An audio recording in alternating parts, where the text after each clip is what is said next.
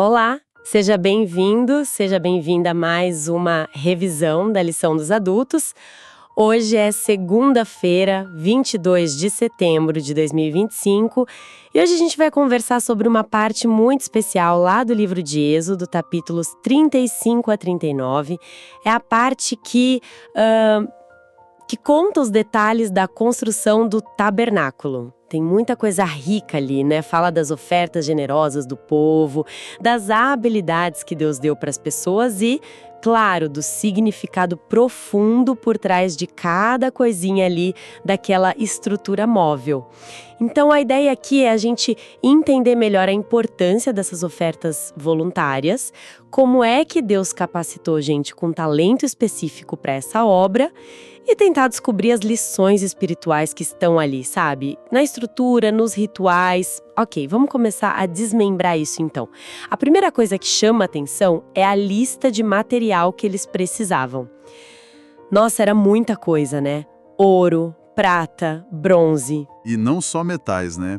Tinha tecidos finíssimos, azul, púrpura, vermelho, linho, peles especiais, madeira de acácia que era resistente. Azeite, especiarias raras, pedras preciosas.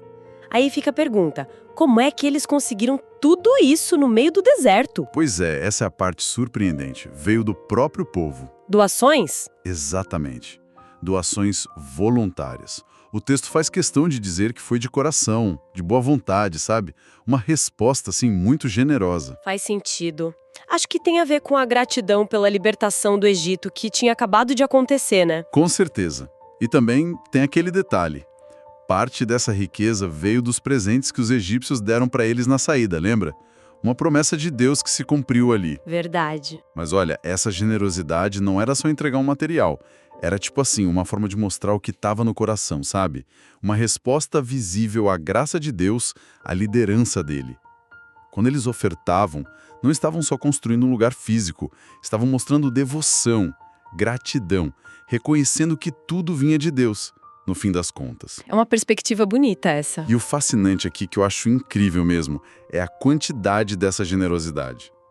Eles não deram só o que precisavam. Ah, não. Não, eles deram mais, muito mais. Lá em Êxodo 36, por volta dos versículos 5 e 7, conta que os artesãos tiveram que ir falar com Moisés. Fala o quê? Disseram, olha, o povo está trazendo muito mais do que a gente precisa para fazer o trabalho que o Senhor mandou. Sério? Sim. Aí Moisés teve que mandar avisar no acampamento para pararem de trazer doações. Puxa vida. Imagina ter que pedir para as pessoas pararem de doar para um projeto da igreja. Que situação. Revela um entusiasmo, um comprometimento que, nossa, é inspirador, né? Totalmente. E além dessa montanha de material, o trabalho em si precisava de gente muito habilidosa, né? Não era só juntar as peças. De jeito nenhum.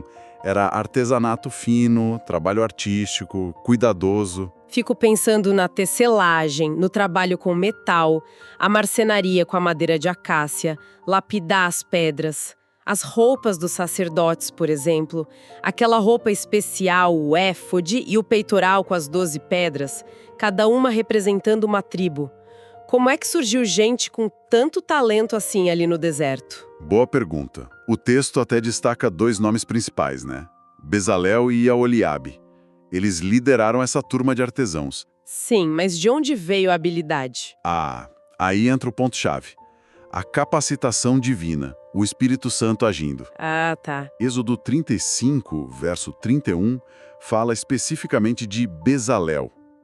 Diz que Deus o encheu do Espírito de Deus, dando habilidade, inteligência e conhecimento em todo tipo de arte. E isso valia para Aholiabe e para os outros também que foram chamados. Então o Espírito Santo não dá só dons, digamos, mais espirituais. Exato. Essa passagem mostra isso muito bem. A gente, às vezes, pensa em ser cheio do Espírito só como receber poderes especiais, falar em línguas, curar. Mas aqui está claro, o Espírito de Deus também capacita com habilidades práticas. Inteligência para resolver problemas técnicos, criatividade artística e até a capacidade de ensinar outros. Faz sentido. Deus deu exatamente o que eles precisavam para a tarefa. Isso. É uma ilustração muito bonita de como os dons de Deus são variados. Podem ser talentos manuais, intelectuais, E eles florescem quando a gente usa para o propósito de Deus, junto com o fruto do Espírito que Paulo fala lá em Gálatas, né? Amor, alegria, paz. Que legal essa visão da capacitação do espírito em coisas práticas. Mostra Deus bem perto, no dia a dia, no fazer mesmo. E toda essa habilidade foi usada na construção em si, que a gente vê descrita com uma precisão, nossa, impressionante nos capítulos seguintes, 36 até 39. Aqui é onde fica realmente interessante, né? Talvez para a gente não se perder em tanto detalhe de parafuso e cortina, a gente pudesse agrupar os elementos principais, para ter uma ideia da complexidade toda. Boa ideia. A gente pode pensar em grandes blocos assim. Primeiro, tinha a estrutura principal, a tenda mesmo, o tabernáculo. Camadas de tecido, cortinas super trabalhadas, armações de madeira de acácia cobertas de ouro, tudo encaixando direitinho. E dentro? Dentro, no primeiro espaço, o lugar santo, tinham 3 móveis principais. A mesa, onde ficavam os pães da proposição. Aqueles pães especiais. Isso. Simbolizavam a presença de Deus, a provisão dele. Tinha também o candelabro de ouro puro, o menorá, para iluminar ali dentro. E o altar de ouro, menorzinho, para o incenso aromático. A fumaça subindo representava as orações do povo chegando a Deus. Certo.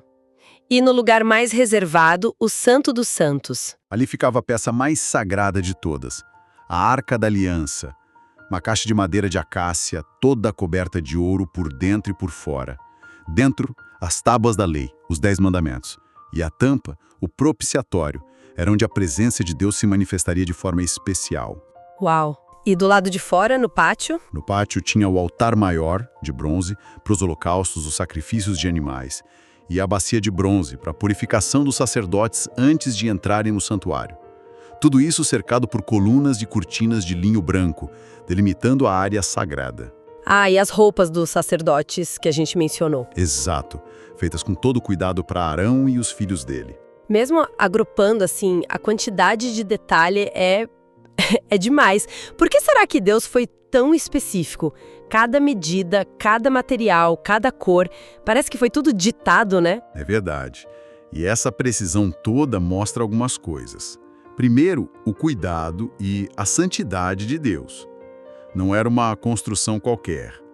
Era o lugar onde ele ia morar, de forma especial no meio do povo. A ordem de fazer exatamente como o Senhor havia ordenado a Moisés, essa frase repete várias vezes, mostra que a adoração, a forma de chegar perto de Deus tem que ser nos termos dele, não do jeito que a gente acha melhor. Entendi. E mais, cada detalhe apontava para uma realidade espiritual maior. A precisão era importante porque o tabernáculo era um medelo, uma sombra, como o livro de Hebreus vai explicar depois, das coisas que existem no céu. Ah, então isso nos leva direto para o simbolismo, né? Quer dizer que essa estrutura toda, os rituais que aconteciam ali, não eram só a estrutura e os rituais, funcionavam como um tipo de evangelho visual, ensinando verdades sobre Deus, o pecado, a salvação. Exatamente isso. Era uma forma de Deus ensinar. Os rituais mostravam, por exemplo, como Deus é santo e como o pecado é sério, como ele separa a gente de Deus. Mas também mostrava que tinha um jeito de consertar isso. Sim, mostrava que Deus mesmo providenciou um caminho para o perdão, para a reconciliação, para quem se arrependesse e buscasse a Deus pela fé. Apontava também para um juízo final sobre o pecado e para a promessa de uma restauração total, uma eternidade sem o mal. Tudo isso era ensinado ali nas cerimônias. E como é que essas cerimônias ensinavam isso na prática? Basicamente, tinham 2 tipos principais de serviço. O serviço diário, que acontecia todo dia ali no pátio e no lugar santo. O foco era o perdão individual. Como assim? Quando um israelita pecava, ele levava um animal, um cordeiro, um bode, lá para o pátio. Colocava as mãos na cabeça do animal, confessava o pecado. Era como se a culpa passasse para o animal, simbolicamente. E aí? Aí o animal era sacrificado. O sangue dele, representando a vida dada no lugar do pecador, era levado pelo sacerdote e aspergido no altar ou às vezes até dentro do santuário. Claro, não era o sangue do animal que perdoava de verdade. Apontava para outra coisa, né? Exato. Apontava para o sacrifício de Cristo que viria depois. Como João escreveu, né? O sangue de Jesus, seu Filho, nos purifica de todo o pecado. Para a pessoa que se arrependia, aquele ritual trazia a certeza do perdão, da aceitação de Deus. Aquela alegria que o Salmo 32 descreve. Feliz aquele que tem suas transgressões perdoadas e seus pecados cobertos. Entendi. Era um jeito constante de lidar com o pecado no dia a dia, mas sempre lembrando da solução final em Cristo. E o serviço anual, o que ele significava? O serviço anual era diferente. O dia da expiação, o Yom Kippur, que está descrito lá em Levítico 16. Era um dia único no ano, muito solene. O que acontecia? Ele lidava com um pecado de forma coletiva, digamos, e definitiva. Simbolizava a purificação final do santuário e, por extensão, do universo inteiro, de todo o pecado que tinha se acumulado. Nesse dia, só nesse dia, o sumo sacerdote entrava lá no Santo dos Santos. Onde ficava a arca? Isso. Ele levava o sangue do sacrifício para fazer expiação por todo o povo. Tinha também aquele ritual interessante com 2 bodes. Um era sacrificado, no outro, chamado de bode emissário, ou Azazel, o sumo sacerdote confessava os pecados de todo o povo e esse bode era levado para o deserto para morrer lá longe. Nossa, que forte! O que isso representava? Representava o banimento final do pecado e do seu originador, Satanás. Era uma imagem da erradicação total do mal. Se conectarmos isso ao quadro geral, a gente vê que esse ministério aqui na Terra, com essas 2 fases, diária e anual, era um reflexo do ministério de Cristo lá no céu. Depois que Jesus subiu ao céu, ele começou o trabalho dele como nosso sumo sacerdote. Ele intercede por nós, baseado no sacrifício perfeito que ele fez. Hebreus 7 fala que ele vive sempre para interceder por nós. E as profecias, como em Daniel 7 e 8, apontam para uma fase final desse ministério no céu. Um tipo de juízo ou purificação que vai trazer a solução definitiva para o problema do pecado. Vai culminar na destruição do mal e no estabelecimento do reino eterno de Deus, onde Apocalipse 21 promete que não vai ter mais morte, nem choro, nem dor. Que esperança maravilhosa! Então, pensando no israelita comum, que via aquela casa de Deus ali no meio do acampamento, além dos rituais de pecado e perdão, qual era a mensagem principal para ele? O que tudo isso significava no dia a dia? Significava, acima de tudo, que Deus queria morar com eles, no meio deles. Apesar da santidade de Deus e do pecado das pessoas, Deus criou um jeito de estar presente ali. Era um convite, então? Exatamente. O tabernáculo era um convite constante para a comunhão.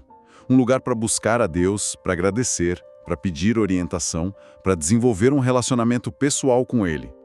Toda aquela beleza, a ordem, a precisão, o simbolismo, tudo apontava para um Deus que é santo sim, mas também amoroso, redentor e acessível para quem busca Ele do jeito certo. Era o coração do acampamento, o centro da vida deles. Uma presença divina real e acessível no meio da caminhada deles no deserto. Isso é muito forte mesmo. É muito forte. E talvez, sabe, isso deixa a gente com uma reflexão para pensar depois. Se a gente considerar a dedicação daquele povo em ofertar tanto, com tanta alegria, a capacitação que Deus deu para Bezalel, para Oliabe, para fazerem um trabalho tão lindo e perfeito, e o significado profundo de cada detalhe apontando para Cristo, para o plano da salvação, como que entender essa história pode enriquecer a nossa própria adoração hoje, o nosso serviço a Deus?